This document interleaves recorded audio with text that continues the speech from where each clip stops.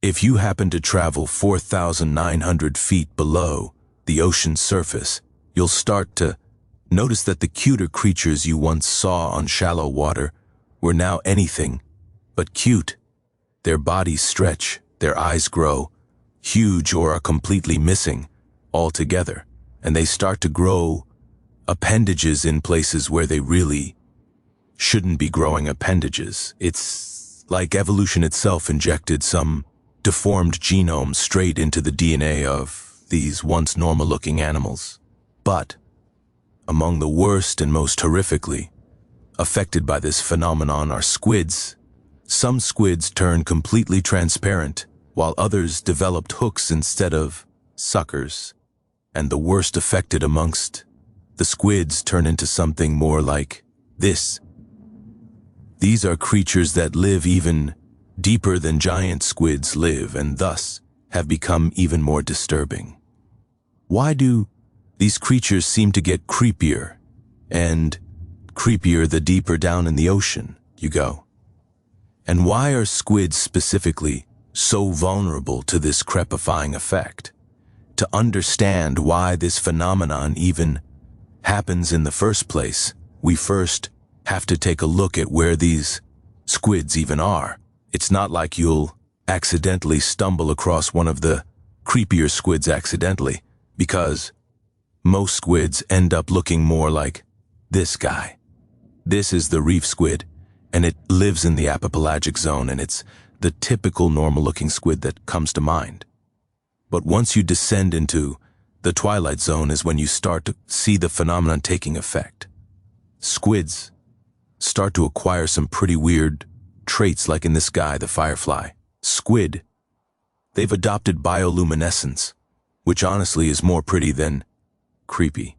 Glass squids turn transparent, almost as if they were made of glass.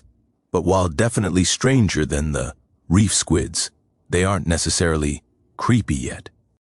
But the deepest part of this zone is the Humboldt squid, which is the first case of real deep sea crepifying. These guys are over 6 feet long and up to 100 lb, and are also the first squids to develop hooks designed to actually rip flesh apart. Unlike any of the previous squids, these squids will actually hunt each other, literally eating weaker members of their own species. They're known as the red devils of the sea, not just because of their color, but because of their hyper-aggressive and almost unnerving behavior. Most squids hunt alone, but Humboldt squids attack in coordinated groups, flashing red and white patterns across their skin to communicate mid-hunt. They can move up to 25 meters an hour, which is definitely faster than you could ever swim. But are they really a threat to us? Well, they are quite terrifying, and yes, they can actually hurt you with their hooks, but it's very unlikely they would consistently hunt down something as large as a person. They usually prefer smaller prey like shrimp, crab, or smaller versions of other squids, and there haven't been any reported human deaths from Humboldt squids. We're safe for now, but if you descend even further into the midnight zone, the squids you'll encounter here have fully been deformed by evolution and have reached the point where everyone can accept that they're terrifying. Enter the Promatch tui, the squid with human teeth. I honestly don't know who would have ever even thought this would be a good idea to design, but this squid, unfortunately, does exist. Despite this looking absolutely terrifying, these aren't actually teeth. They're folded lips of soft tissue that surround the squid's beak, which it still uses for slicing tiny prey. I'm honestly not sure if that makes it more or less creepy. However, only one specimen has ever been caught, and it was barely an inch long. Part of the reason we haven't found any more is due to us not being able to easily find creatures so far in the deep. But also, these are just highly rare squids altogether. That's probably for the better, though. On the complete opposite end of the size spectrum in this zone is the longest squid in the world, the giant squid. This squid is the most blatant cause of deep-sea gigantism, and it can grow up to an estimated 45 feet long, although so few have been found that we still don't even really know the limits to their size. It has the largest eyes in the entire animal kingdom, larger than dinner plates. And because these squids are so heinously massive, they're actually dangerous too.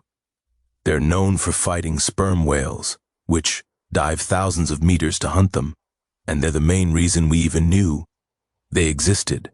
Scars from giant squid, tentacles have been found on whale skin, and beaks from squid have been discovered in whale stomachs. Most people honestly think this animal is what the Kraken myths were based off of.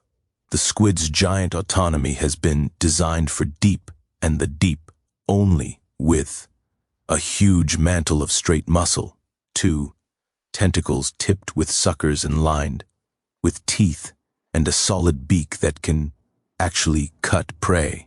So, they're absolutely terrifying, and that's why they're so famous. Cool, I guess. But are they aggressive towards humans? Well, we don't really think so, but that's mostly because no human ever meets them down there. In normal conditions, though, they're ambush predators and lurk in pitch-black water before striking something like mid-sized fish or, once again, even other squid. There's a lot of selfing amongst the creepy squids. So why do they get so big? It's a mix of multiple reasons, but one theory is that in the deep ocean, where it's cold and there's basically no food, larger bodies conserve energy better. They could store more nutrients and move more efficiently over long distances. Another idea is that bigger animals can travel further to find food or mates in such an empty environment, but despite them literally being absolutely heinously massive, and yes, I mean massive, we still don't really know anything about them. We don't know how many there are, how long they live, how they reproduce, or where they lay their eggs. In a way, that's what makes them so interesting. But these aren't even the creepiest of squids yet, since we haven't even reached close to the bottom of the ocean. Even deeper than the midnight zone is the abyssopulgic zone, also called the abyssal zone, or you can just call it the abyss because that's basically what it is. An endless pitch, black void stretching from 4,000 to 6,000 meters below the surface. And at this point, it's impossible for any sunlight to break through here. The pressure here is immense, and since there's no sunlight, the temperature is just a little above freezing here. All life here seems to move in a kind of eerie, slow motion. There's no plants, and most food is just marine snow that falls from above. So what lives here? Only highly specialized creatures like deep-sea worms, sea cucumbers, deep-sea jellyfish, and of course squids. Asperotus anthodoma is an insanely thin but insanely long squid reaching up to 15 feet. And all it really does is just drift. It's almost fully gelatinous, and we don't really know much about it because of how deep they're located. It likely hunts with the trailing thin arms that extend out of it, and it might be able to sense vibrations. But the answer to some of these squids is still just unknown. But at the bottom of the abyssal zone is the only squid heavier than the giant squid, the colossal squid. Listen, I know these names are starting to get confusing. I'm having a hard enough time just trying to pronounce them, but stay with me. The colossal squid is Act 2. Ali, a completely different species of squid than giant squids and aren't really closely related at all. They're from the crunchy day family, which is the glass squids, although the colossal squid isn't transparent, and the giant squid is from the Architudae family. So what's the difference? The giant squid is long, lean, and fast, hence why it's an ambush predator. On the other hand, the colossal squid is shorter, but still nearly 35 feet thick and massive. It's also an ambush predator, but in a slightly different way. It spots faint movements in the dark, then strikes with hooked tentacles that twist and dig into flesh. Once it's got a hold, the squid drags the prey in and tears it apart with its giant beak. And this beak is capable of slicing through bone. It's a literal heavyweight champion amongst the squid.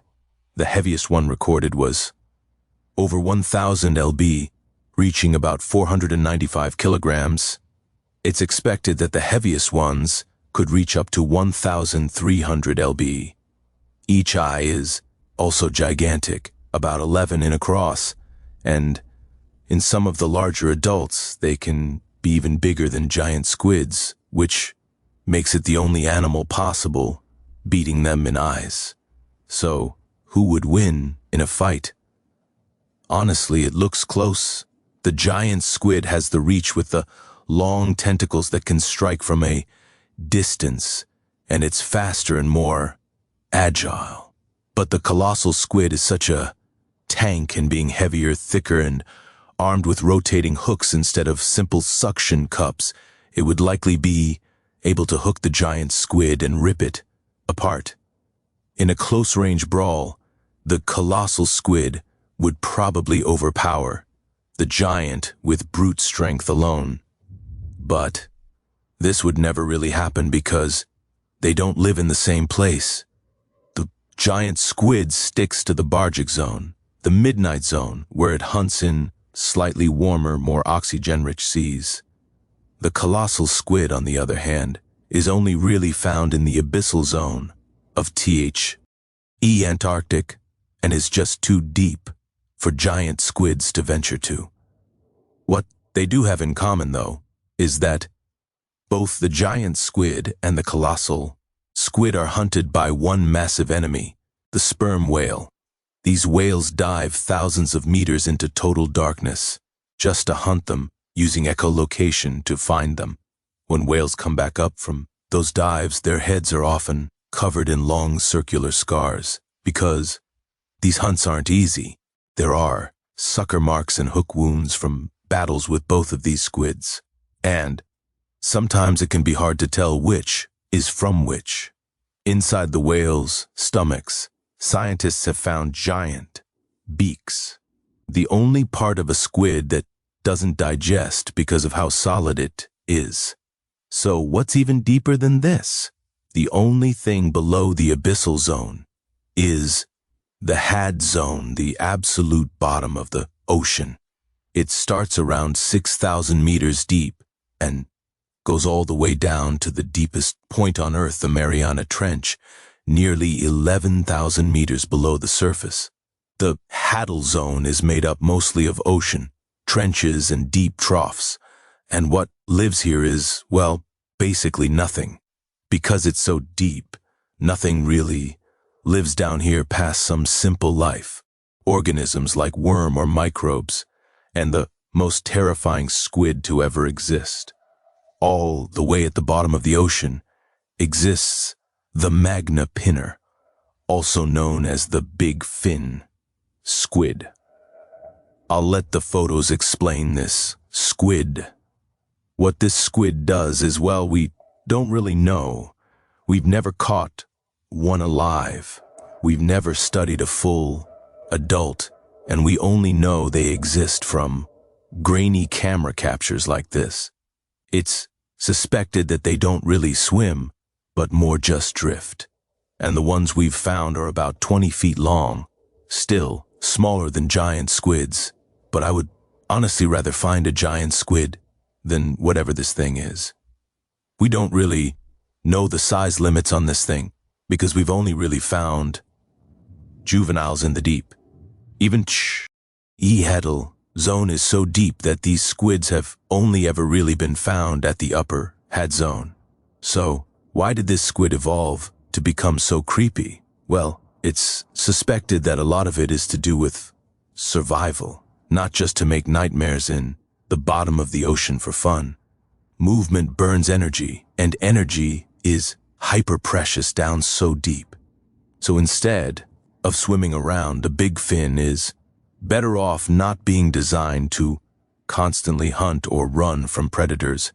Unlike most higher up in the ocean, it looks like it's designed to just hang, motionless, drifting and waiting for something, which is kind of what it seems like it does. The elbow bend in each arm helps it control its net of tentacles. By keeping its arms angled, the big fin can hover and steer them without tangling them up. Even its colorless, translucent skin is practical, even though light doesn't exist down. Here, if a predator happens to glow or use bioluminescence, transparency means the big fin reflects almost nothing. This, of course, is speculation since we have no real proof, but it's the most likely and best answer we have so far as to why they've become so terrifying. Of course, terrifying doesn't necessarily mean dangerous. For all we know, these squids could be completely harmless to humans. But honestly, the creepy part about them is how much we literally don't know. They live so deep that we know much more about giant squids compared to them, and we barely know anything about giant squids already. If something like the big fin squid exists down there, what else could be lurking that we haven't seen yet? The truth is, we've explored less than 5% of the deep ocean, which means there could be dozens of undiscovered squid species, some potentially even bigger than the largest ones we know. Some scientists think there might be larger relatives of the big fin we've never caught on camera that move so slowly at submersibles might pass right by them without noticing. Even the squids we do know, the giant, the colossal, the glass squids, were all basically discovered by accident. We only knew of their initial existence from sperm whales, and sperm whales don't go deep enough to reach the hadal zone. But as much as I think squids are cool, I'm not particularly eager to find something creepier than this. If you'd like to watch my video about the world's deadliest jellyfish, check it out here. Thanks for watching.